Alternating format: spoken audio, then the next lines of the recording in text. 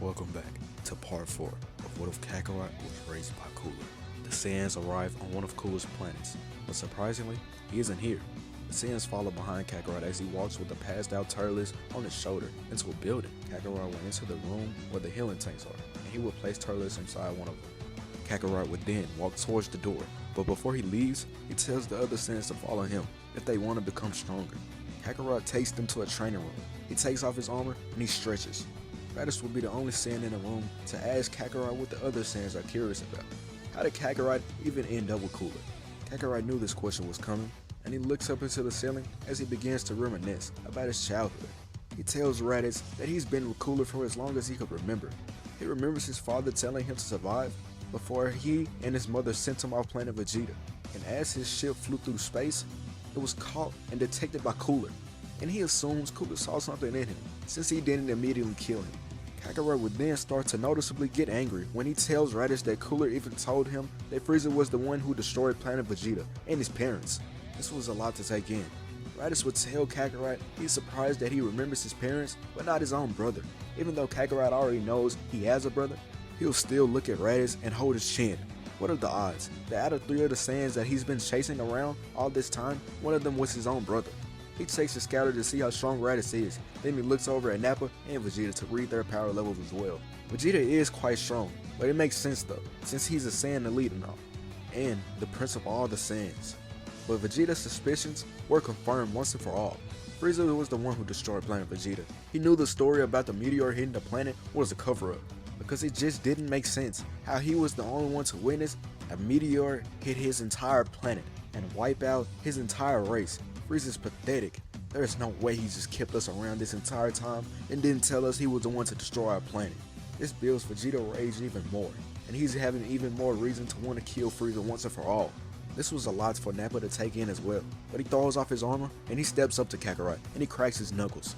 Kakarot raises an eyebrow at Nappa, and Nappa looks down at him and smiles.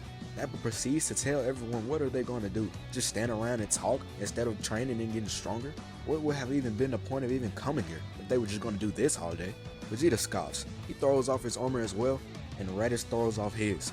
Kakarot walks over to Raditz, and Vegeta goes over to Nappa. They train in these same pairs for the next 6 hours. Turles will step out of his healing tank, and he feels much stronger than he ever has before. He looks around the room, and he realizes he's by himself. He puts his clothes on, then walks around the ship till he gets to the training room. Turles will stand at the door as he watches everyone train.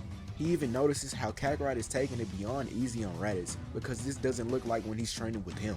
Turles will finally decide to step into the room. He's quickly met by a ki attack coming straight towards him. Turles smacks the ki attack away from his face, then he quickly has to block another attack, coming directly towards his head from Kakarot. Just by the way Turles blocked his attack and the way his instincts has become sharper, Kakarot can tell he's gotten even stronger than before. Turles pushes Kakarot out of the way and he chuckles. Turles then would join in on the training, which benefits Kakarot because now he's able to train with everyone around. And due to Turles being even stronger than him now, he has no reason to hold back while fighting against him. So everything's pretty much working out in Kakarot's odds. For about 4 months, Cooler hasn't been seen, and the Saiyans have been training intensely, while Frieza has been growing angry and angrier throughout the days, and eager to destroy Kakarot and the other Saiyans since they all betrayed him. On top of that, the Ginyu Force has been killed by them, so that makes Kakarot even more of a threat since he's able to have the power to overcome his strongest force. This becomes even more and more irritating as Frieza begins to think about it. He even debates with himself about trying something different, instead of just sitting around allowing these pests to continue destroying what belongs to him, and for allowing Cooler to feel confident enough to threaten him. Frieza slams his hands on his seat and he's come to a conclusion that he's going to kill the Saiyans and Cooler himself. It has now been 5 months since the Saiyans have been together, and each of them have grown so much stronger than they were before they're united, pushing each other beyond their limits and even bringing each other at death's doorsteps for months. They've grown exponentially stronger. Turles has become the strongest just because of his injury he sustained because of Kakarot when they first arrived, leaving him at a power level of 700,000. Kakarot wouldn't be far behind him though. Because of how strong Turles has become, it has made him push himself harder than what he ever has before, causing him to be at a power level of 650,000. Vegeta is third in the power scaling with a power level of 580,000. Raditz is fourth on the list. He has surprisingly grown quickly and stronger as well. leaving him at a power level of 480,000, and Nappa is the weakest, of the group with a power level of 450,000, not too far behind Raditz. Cooler will have finally returned to his planet. He enters a building, and he's quickly greeted by Kakarot and the rest of the Saiyans. Kakarot had to force the Saiyans to bow before Cooler, which they didn't like at all. Cooler smirks. He's intrigued by Kakarot. He actually found the Saiyans he was looking for. The Saiyans will rise up, and Cooler will look at Vegeta and put his hand on his armor. "Welcome, Vegeta. I hope you enjoy working for me more than you did enjoy working for my brother." Cooler smirks at Vegeta, then he walks away. Saza and the rest of the armor squadron begin to chuckle as they follow behind Cooler. Kakarot calls Dory's name before he leaves because he's curious about where they were all this time. Dory walks up to Kakarot and he ruffles his hair. He smiles as he tells Kakarot that he missed him or something. Kakarot clenches his teeth and he punches Dory in his gut. "Get out of my hair. I'm not a kid anymore. And never mind, I don't even care." Dory falls forward on Kakarot's shoulder and then he relays a blow of his own to Kakarot's stomach. "That kind of hurt it, kid. You've gotten stronger, I see." Kakarot pushes Dory, then tells the other Saiyans to follow him as they leave the room. Vegeta is furious. He can't wait till the day where it comes where Cooler is killed. He feels like he's gained enough power as it is, so if he wanted to leave now, he could do it. How dare he treat him this way? During that training, the Saiyans have found a way to suppress their power levels, and even gain the ability to sense ki. The Saiyans would have came to an agreement to hide their power from Cooler and the others as a safety precaution, just so that Cooler won't feel the need to execute them because they've grown this strong this fast. Kakarot wouldn't really understand why they would even need to do this, but Turles talks him into just doing it, and he goes along with it. Turles would tell Kakarot, does he not find it strange? Why was Cooler being so sarcastic, and why was Saza and the rest chuckling? Kakarot brushes Turles off again. He would tell them that nothing is wrong, and they're worrying for no reason. Turles doesn't say anything else. There's no point. Kakarot won't even listen to him even if he tried. He's really going to have to learn the hard way, and sadly, Turles feels like that's going to happen sooner or later, because he's tired of waiting around for Kakarot to open his eyes and see what's really going on. He's going to have to force him to see reality himself. The very next day will come around, and Cooler calls up everyone. The Saiyans stand before Cooler with Kakarot standing in the middle. Cooler will begin his discussion with the Saiyans conquering each one of Frieza's planet with as little casualties as possible. That's phase 1. Phase 2, expanding the Cooler Force. The Saiyans and even the armor squadron will be tasked with this one, recruiting Frieza soldiers to work for him and strong warriors around the entire universe. And lastly, phase 3, eliminating Frieza. When Frieza is completely stripped of his power, he's going to be distraught and beyond angry. My brother would be at his lowest. He won't even be able to think clearly because of his impulsiveness. This should be one of, or even the easiest phase of them all. And this should be the phase that changes everything. What the Saiyans don't know is that Cooler isn't actually going to kill his brother, or even allow the Saiyans to kill him, unless Frieza pushes him to that. But hopefully, he doesn't. He wants to keep Frieza around so that he can witness him take over the entire family business, meaning that his father has something coming for him as well. The Saiyans are sent off together to one of the Frieza's planets, where they quickly take control. Since they all train together constantly over the months, the chemistry between them are all somewhat good, so it isn't like any of them are trying to overthrow one another. The Saiyans would have successfully taken over this planet, forcefully recruiting Frieza soldiers to the Cooler Force without many casualties. Of course, some of them had to die, due to them being too arrogant and prideful. No one in the Frieza army can actually even stand up to the Saiyans without instantly being killed, so therefore, it's not much work that they would have to do. Saiyans will begin to depart from the planet, but before they leave, Turles rallies up every soldier on the planet and he tells them to destroy their scouters because they're going to be given new ones. This would be mandatory, so that Cooler knows that their mission was a success when he gets the alert by the new scouters that the soldiers have. Once everyone gets their scouters, the Saiyans begin to depart from the planet and begin traveling to the next to repeat the process. And they successfully complete 4 planets. They finally arrive to their 5th one. Things have been pretty smooth, but Turles has a bad feeling about this planet. Something isn't right. When their space pods lands on the ground, they're quickly met by an army of Frieza soldiers. Turles knew it. Something seemed way too off about this planet. What are the odds that the 5th planet that they reach out of having all good ones, Frieza's 2 right-hand men are on this one? Who knows? He's probably here as well. Kakarot steps up and he yells out to the army to stand down immediately and join the Cooler Force, or else everyone else here will be killed. Kakarot would then float into the air and he glares at Zarbon and Dodoria. That goes for you two as well. If you don't pledge your allegiance to Cooler, you will be killed.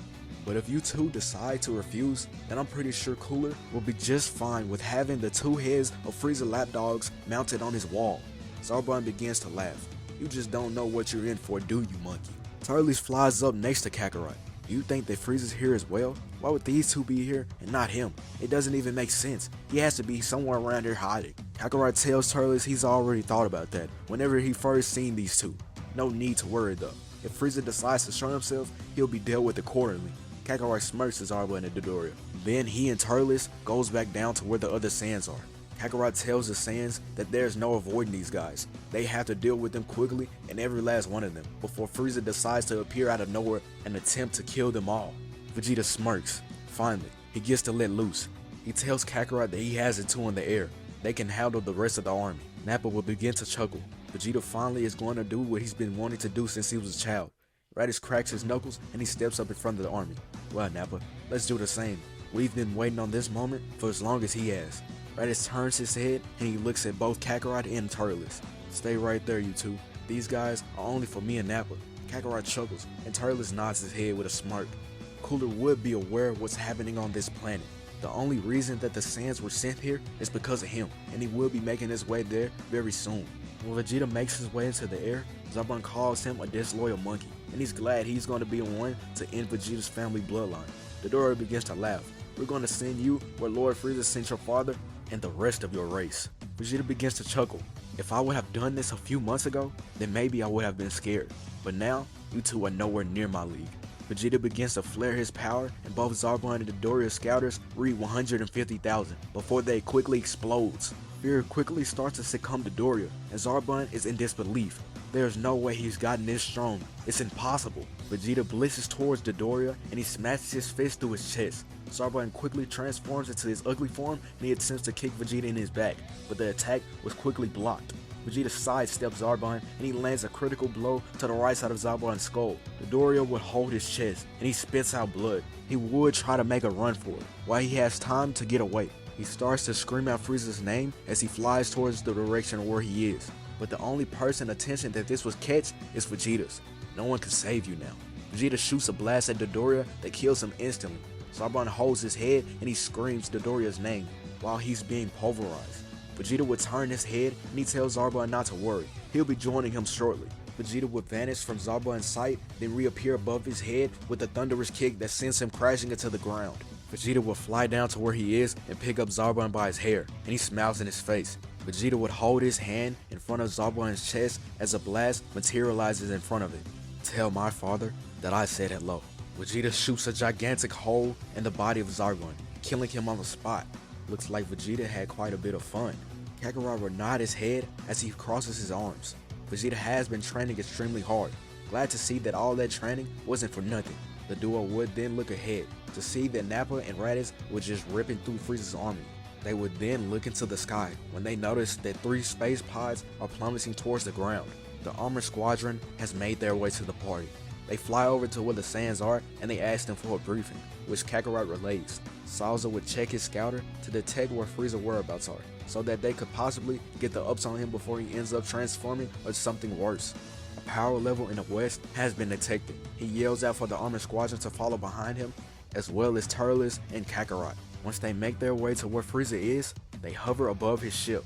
But just like usual, Kakarot isn't waiting for orders, and Turles isn't either.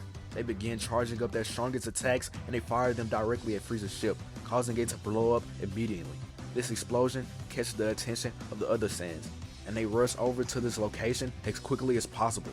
Kakarot would check his scouter to detect if Frieza is still alive, because it can't just be that easy. Kakarot knows that wouldn't have been enough to just finish Frieza off, and as Kakarot expected, it wasn't. Frieza begins to fly up to where the group is, and he doesn't seem to be pleased at all.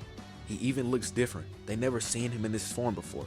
How did he grow so tall all of a sudden?